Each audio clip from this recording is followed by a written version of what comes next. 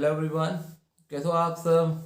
तो आज का जो हमारा टॉपिक है वो रहने वाला है अबाउट जीएसटी रिटर्न्स के बारे में। जैसा कि आपको पता है हमारा जनवरी का मंथ अभी ओवर हो के चुका है और इसकी जो जीएसटी की डेट्स हैं वो हमारी 11 फरवरी रहती है जीएसटी वन की। और 3B की बात करें तो उसकी जो डेट्स है 20 फरवरी और 22 फरवरी और 24 फरवरी, जो state to state wise differ करती है। मैं सबसे पहले बात करना चाहूँगा जीएसटी जब हमारा 2017 में आया था तो आईटीसी बुकिंग से रिलेटेड कुछ सेक्शन होते थे। सेक्शन नंबर 17 कुछ प्रोविजंस लिखे हुए थे, सेक्शन नंबर 17 में कुछ प्रोविजन होते थे, सेक्शन नंबर 18 में कुछ केस वाइज कुछ प्रोविजंस हैं। तो जो हम आईटीसी बुकिंग के टाइम पे कुछ कंडीशन को फुलफिल होने की बात करते थे, लेकिन जब स्टार्टिंग में जीएसटी आया तो लोगों को इन प्रोविजंस के बारे में पता नहीं था, इतनी नॉलेज नहीं थी। तो उस टाइम पे हम आईटीसी बुक करते थे अपनी मनपसंद जो भी हमारी बुक्स में आ रही है, जो भी हमारी इनवॉइस रिसीव हुई है उसके अकॉर्डिंगली फिगर्स हम ले लेते थे और अपनी रिटर्न फाइल कर देते थे। बट अब जो आप देखेंगे रिसेंट सिनेरियो, पिछले कुछ 5 मंथ डिपार्टमेंट ने एक्शन लेना शुरू करा है एसएससी के अगेंस्ट में, जिन्होंने कुछ भी इंश्योरेंस फिगर जो भी थी अपने मन मुताबिक आईटीसी क्लेम कर रखा था या फिर रिफंड ले रखा था अपनी मर्जी से। तो अब आप देखेंगे तो ये इससे क्लियरली मेंशन होता है जो हमारे आईटीसी बुक करने के सेक्शन है। अब डिपार्टमेंट भी चाहता है जो हमने रूल्स बनाए हैं इसके, जो भी हमने सेक्शन में प्रोविजन लिखे हैं उनको कंप्लाई करें और उनके अकॉर्डिंगली अपनी रिटर्न फाइल करें।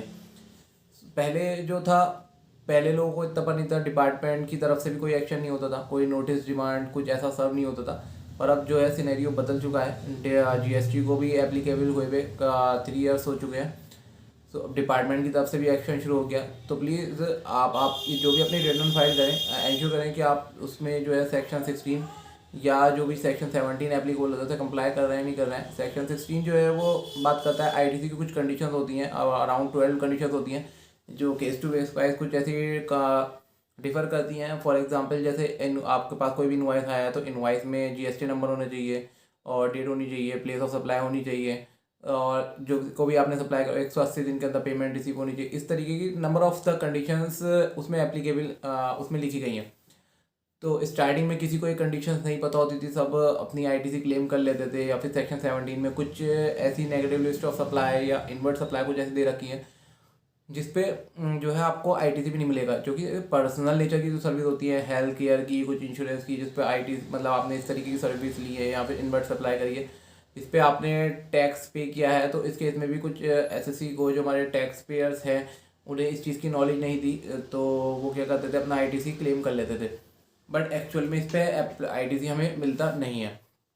तो अब डिपार्टमेंट भी आप देखें तो एक्शन में आया है। कुछ ऐसे ऐसे जिन्होंने रॉन्गली यूटिलाइज करी अपनी आईटीसी, रॉन्गली क्लेम करी है या फिर रॉन्गली रिफंड करी है, उनको डिमांड सर्व हुई, नोटिस सर्व हुए हैं, डिमांड आई है उनके अगेंस्ट में।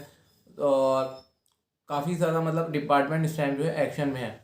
तो अब ये देखा जाए तो बिल्कुल क्लियरली मेंशन है। अब आपको जो है ऐसा नहीं है कि आपने कुछ भी मन मुताबिक फिगर फिल कर दी और उसका आप आईटीसी क्लेम कर लेंगे। अगर आप अब आगे से अब ऐसा करेंगे तो हाईली चांसेस हैं, बहुत ज़्यादा चांसेस हैं, मैं तो ये कहूँगा कि आपको नोटिस सर्व हो सकता है। जो आपकी 2B में जो भी आपकी आ रही है आईटीसी और जो भी आपने एक्चुअल में क्लेम करी है उसके बीच में डिफरेंस है। तो मुझे मतलब आगे से ऐसा लगता है कि बहुत ज़्यादा चांसेस है, अगर डिफ़र करती हैं बहुत ज़्यादा अमाउंट तो आपके पास नोटिस आने के पूरे पूरे चांसेस है। तो आने वाली रिटर्न्स को आप जब अपनी रिटर्न फाइल करेंगे इंश्योर करें कि वो जो है आपकी प्रॉपर्ली रिकनसाइल है 2B के फिगर से, जो भी 2B में बिल आ रहे हैं वो उसी से वही आपने आईटीसी क्लेम करी है। बट इस केस में हमारे कुछ टैक्स पेयर्स हैं जो ये कहते हैं कि भाई हमने इन्वर्ट तो सप्लाई करी है लेकिन अब सामने वाले ने रिटर्न फाइल नहीं करी, तो इसमें हम क्या करें। देखो गवर्नमेंट भी ये चाहती है अगर सामने वाला अगर कंप्लायंस नहीं कर रहा है आप उसके साथ डील मत करो, ठीक है। अगर सामने वाला अगर डील नहीं कर रहा तो आप अपने जो भी है सप्लायर को चेंज करो। लेकिन अब जो है आगे से ऐसा नहीं है कि आपने उसने सामने वाले ने रिटर्न फाइल नहीं करी और आप आईटीसी क्लेम कर लें। अगर रिटर्न फाइल नहीं करता है तो आपको आईटीसी भी नहीं मिलेगा। अब जैसे हम क्वार्टरली वाले की बात करें, पहले क्वार्टरली की जो रिटर्न आती थी जीएसटी वन, उसमें हम per month monthly ITC claim करते थे। बट प्रोविजंस जो हैं ये शुरू से लिखे गए हैं, पर उस टाइम पे कुछ रिलैक्सेशन था, नोटिस नहीं आए। लेकिन अब डिपार्टमेंट को भी लगता है, गवर्नमेंट को भी लगता है इतना टाइम हो चुका है कि लोगों को पता है कि अब क्या क्या प्रोविजंस है, तो अब इसी केस में नोटिस आने शुरू हो गए हैं।